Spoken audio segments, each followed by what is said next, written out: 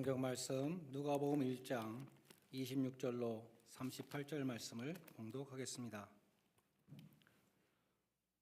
누가복음 1장 26절로 38절 말씀입니다.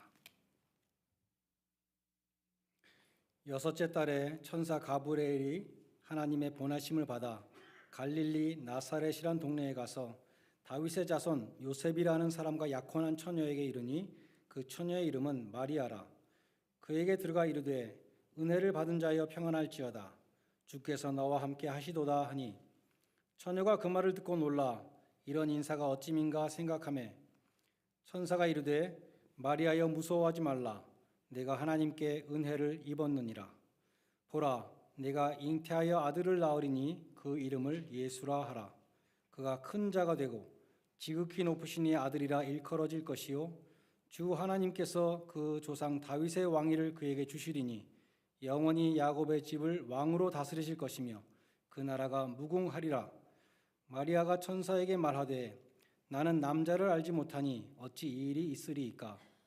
천사가 대답하여 이르되 성령이 내게 임하시고 지극히 높으신 이의 능력이 너를 덮으시리니 이러므로 나실파 거룩한 이는 하나님의 아들이라 일컬어지리라. 보라 내 친족 엘리사벳도 늙어서 아들을 배었느니라. 본래 임신하지 못한다고 알려진 이가 이미 6달이 되었나니 대저 하나님의 모든 말씀은 능하시 못하심이 없느니라. 마리아가 이르되 주의 여정이 오니 말씀대로 내게 이루어지리이다 하매 천사가 떠나가니라. 아멘.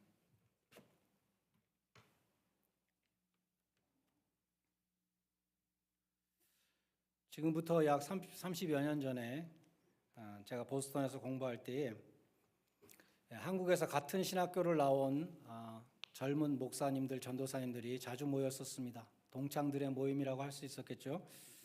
하루는 그 신학생 중에 한 사람의 장인 목사님께서 한국에서 오셔서 같이 또 모여서 이야기를 하는 일이 있었습니다. 근데 그 목사님은 한 교회에서 30년을 목회하신 분이었습니다. 어떤 신학생이 질문을 했습니다. 목사님께서 한 교회에서만 30년을 목회하시면서 가장 힘든 일이 무엇이었습니까? 그 목사님의 답변이 아직까지 참 기억에 남습니다. 무엇이었을까요? 성탄절 설교가 가장 어려웠습니다.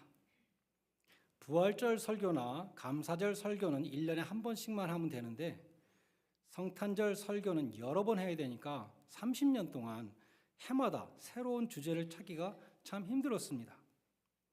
교회력을 지키는 교회들이 있죠. 우리는 아니지만 교회력을 지키는 교회들은 감사절, 추수감사절 바로 다음 주일이 대강절 첫째 주일입니다. 대강절 둘째 주일, 대강절 셋째 주일, 대강절 넷째 주일, 다음에 성탄절입니다. 성탄절 전날은 또 성탄절 이브 성탄 전야 예배를 드리죠. 대강정 1, 2, 3, 4 성탄절, 성탄 2부에서 교회력을 지키는 교회는 1년에 무려 6번 성탄 설교를 해야 되는 것입니다. 저는 기본적으로 성탄 주일과 성탄절 설교를 하고 성탄 주일 전주일, 오늘이죠. 성탄 주일 전주일에 또 성탄 주일을 해서 대개 1년에 한 3번 정도 합니다. 근데 제가 이번에 우리 교회에서 17번째 성탄절을 맞이합니다. 그래서 저도 한 50번 가까이 했기 때문에 소재가 많이 이제 부족한 것이죠. 그래서 오늘은 지금까지 한 번도 설교한 적이 없는 마리아에 대해서 설교를 하게 되었습니다. 사실 예수님의 어머니 마리아는 성탄의 중요 인물입니다. 근데 개신교 목사들에게는 이 마리아를 자꾸 좋게 얘기하다 보면 카톨릭의 마리아 숭배처럼 비칠까 봐 마리아를 자꾸 기피하는 그러한 경향이 좀 있는 것이고 저도 그랬던 것 같습니다. 구약에서 마리아의 예표가 되는 인물이 있는데 바로 사무엘의 어머니 한나입니다. 하나님이 사무엘을 보내셔서 이스라엘을 구원하시고 사울 왕과 다윗 왕에게 기름을 부어 왕으로 삼으셨죠. 이 사무엘은 구약에서 유일하게 사사요, 제사장이요, 선지자 3가지 직분을 가진 유일한 사람으로서 예수님의 삼중직, 왕중왕이시오 대제사장이시오 하나님의 말씀 선지자로 오신 그 삼중직을 예표하는 사람이었습니다. 그리고 사무엘의 어머니였던 한나도 예수님의 어머니였던 이 마리아와 같이 아주 유사한 찬양을 성경에서 읽게 되는 것입니다. 사무엘상 2장에서는 한나의 찬양, 누가복음 2장에서는 마리아의 찬양, 내용이 상당히 유사합니다. 한나와 마리아의 이 공통점은 산골에 사는 시골 여인들이었다는 것입니다. 사무엘상 2장에 한나의 찬양이 나오는데 4절로 5절에 보면 하나님이 주권적으로 일으키시는 역전, upside down reversal을 많은 예를 들고 있어요. 용사의 활은 꺾이고 넘어진 자는 힘으로 띠를 띠도다. 부족한 자들은 양식을 위하여 품을 팔고 줄이던 자들은 다시 줄이지 아니하는도다. 다 거꾸로 되는 것이죠. 특별히 5절 후반부에 보면 전에 잉태하지 못하던 자는 7을 낳았고 많은 자녀를 둔 자는 쇠약하도다. 바로 한나의 이야기이기도 합니다. 자식을 낳지 못하는 이 한나가 사무엘을 시작으로 해서 6명의 자식을 낳게 되는 것입니다.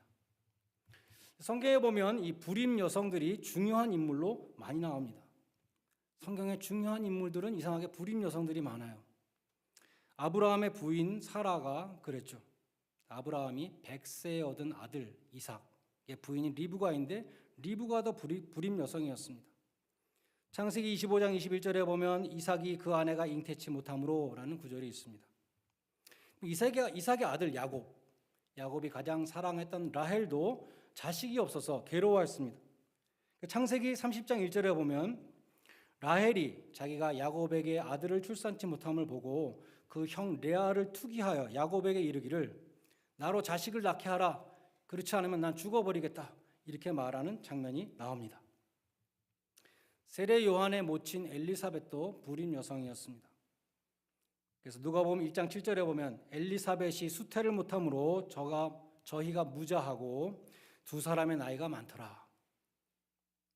그리고 예수님의 모친 마리아는 불임 여성 정도가 아니라 아예 남자를 알지 못하는 처녀였습니다. 그러니까 불임 여성보다 더 자녀를 낳는다는 것은 아예 불가능한 것이죠. 그래서 마리아가 수태를 하였다는 것은 오직 구원이 하나님으로부터 온다는 것을 보여주는 가장 좋은 예가 되는 것입니다. 사무엘상 2장 8절에서 말씀드린 것처럼 한나가 하나님이 일으키시는 역전을 또 찬양하는데 이런 찬양도 합니다. 가난한 자를 진토에서 일으키시며 빈궁한 자를 거름더미에서 올리사 영광의 자리를 차지하게 하시는도다. 이 하나님이 일으키시는 역전에 대한 이 한나의 찬양은 누가복음 2장의 마리아 찬양, 마그니피카트라고 불리는 이 유명한 마리아의 찬양에 다시 그대로 나옵니다. 그의 팔로 힘을 보이사 마음의 생각이 교만한 자를 흩으셨고 권세 있는 자를 그 위에서 내리치셨으며 비천한 자를 높이셨고 줄이는 자는 좋은 곳으로 배불리셨으며 부자는 빈손으로 보내셨도다. 전부 다 거꾸로 되는 것입니다. 여기 비천한 자를 높이셨다 할 때 이 비천한 자는 마리아 자신을 가리킵니다. 마리아가 바로 앞에 48절에서 그 요종의 비천함을 돌아보셨도다라고 찬양하기 때문입니다.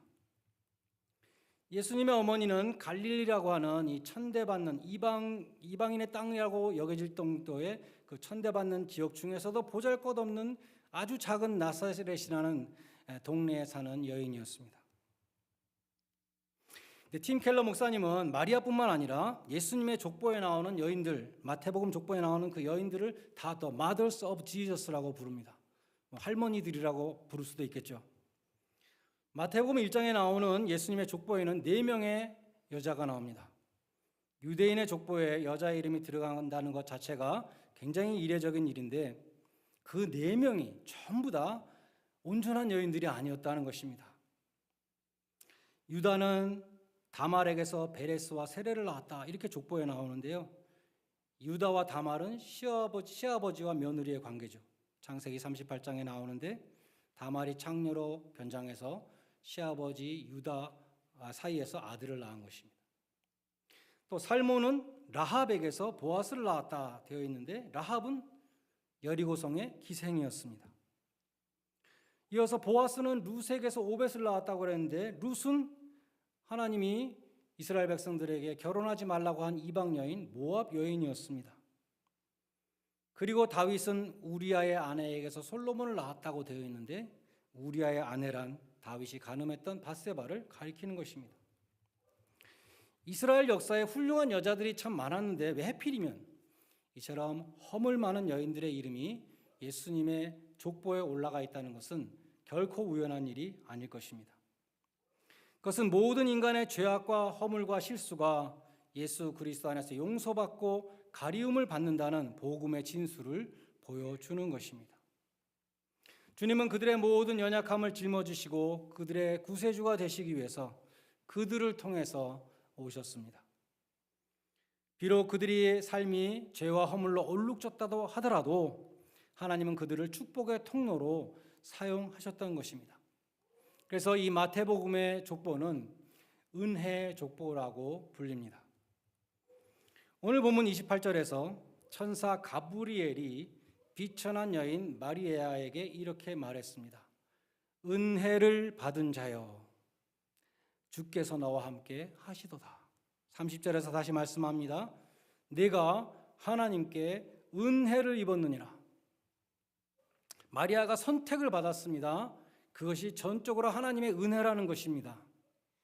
마리아가 특별히 아름다워서, 마리아가 집안이 좋아서, 부자라서, 머리가 좋아서, 어떤 조건이 있어서 마리아가 선택받은 것이 아니었습니다. 마리아는 본인의 말처럼 비천한 여종이었습니다. 가끔 사람들이 그런 이야기를 하잖아요. 쟤는 왜 쟤를 좋아할까? 도대체 뭐가 좋다는 거지? 이해가 안 가네? 그런 말 하지 않습니까? 하나님은 왜 나를 사랑하실까? 한번 생각해 보셨습니까? 나한테 무슨 선한 것이 있어서 나 같은 사람을 왜 하나님이 선택하셨을까? 하나님은 왜 하필이면 유대인을 선택하셨을까요? 성경을 읽어보면 유대인들 정말 못됐잖아요. 정말 불순종하는 그러한 민족인데 하나님이 선택하셨습니다. 그 해답이 신명기 7장에 있습니다. 여호와께서 너희를 기뻐하시고 너희를 택하심은 너희가 다른 민족보다 그 수요가 많기 때문이 아니다. 너희는 오히려 모든 민족 중에 가장 작은 민족이다. 여호와께서 다만 너희를 사랑하심을 인하여 너희를 택하셨느니라 라고 말씀합니다. 에베소서 2장 8절에 보면 이런 말씀이 있죠. 너희는 그 은혜에 의하여 믿음으로 말미암아 구원을 받았다.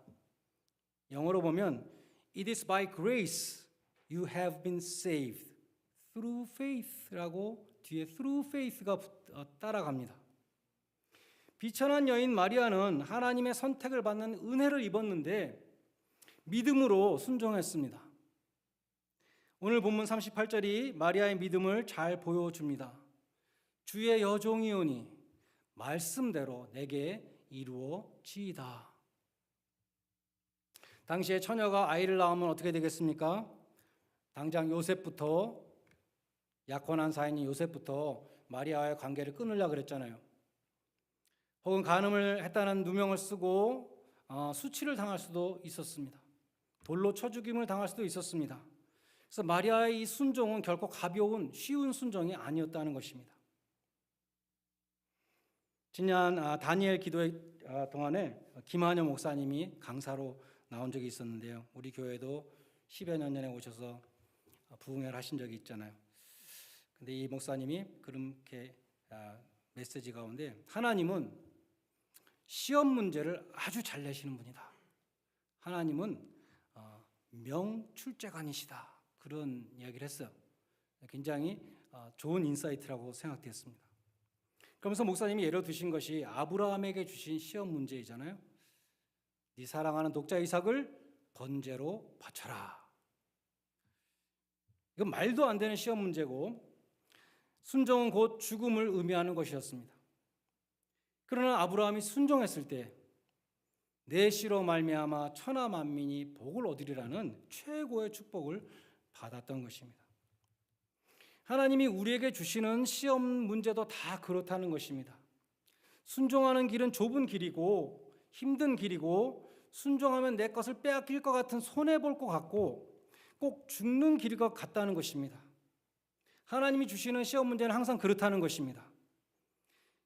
그런 시험 문제를 내시고 하나님은 물어보시는 거죠. 순종을 하겠느냐? 하나님이 마리아에게 주신 시험 문제도 마찬가지였습니다. 정말 말도 안 되고 순종한다면 정말 손해를 볼 것 같고 죽을 수도 있는 것이었습니다. 그러나 마리아는 믿음으로 순종했습니다. 주님, 원하시면 저를 사용하실 수 있습니다. 몇 주 전에 금요 청년 예배에서 찬양을 하는데 제가 처음 듣는 모르는 찬양이 나왔습니다. 사실 반쯤은 모르는 찬양이에요.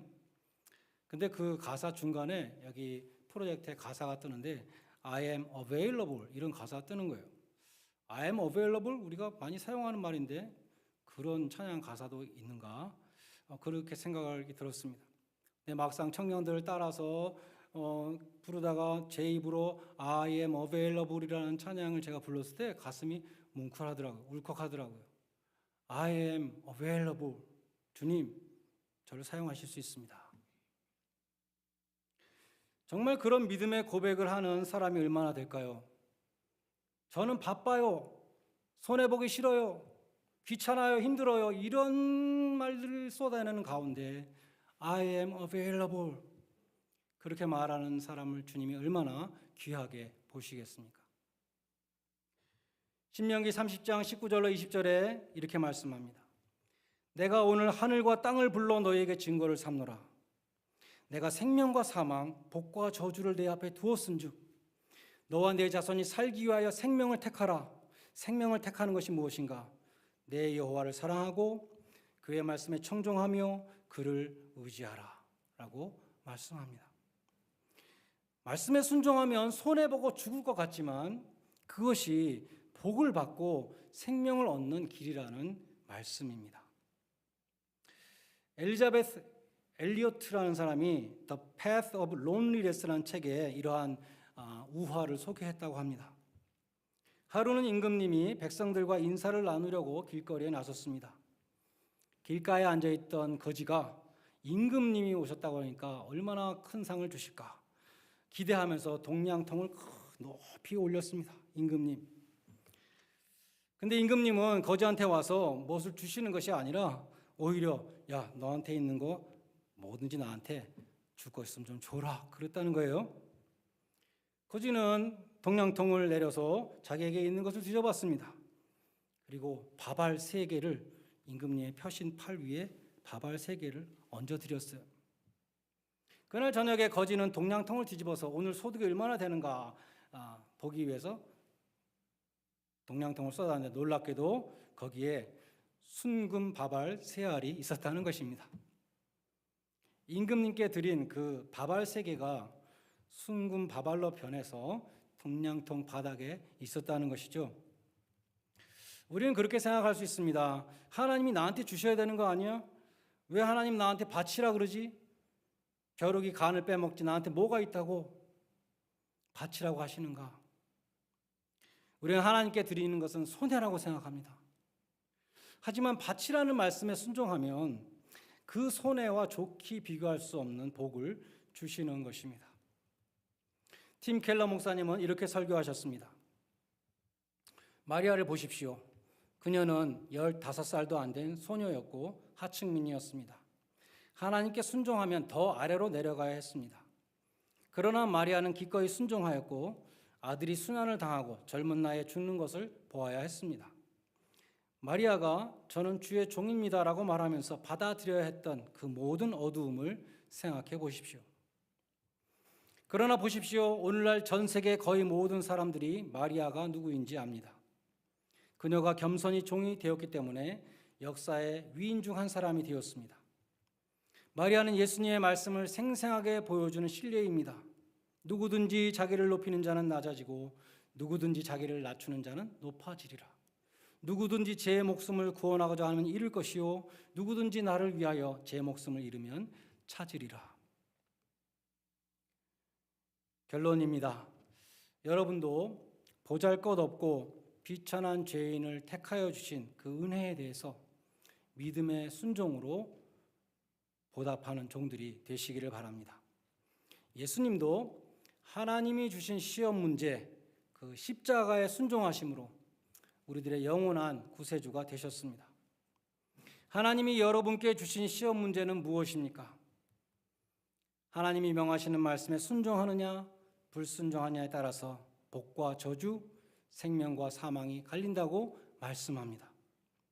오직 나와 내 집은 여호와를 섬기겠노라. 여호수아의 결단이 저와 여러분의 결단이 될 수 있기를 주님의 이름으로 간절히 축원드립니다. 기도하시겠습니다. 하나님, 저희는 날마다 순종과 불순종의 선택 가운데 살아가고 있습니다. 평생 동안 순종의 선택을 거부하고 불순종만 하다가 가는 인생들도 있습니다.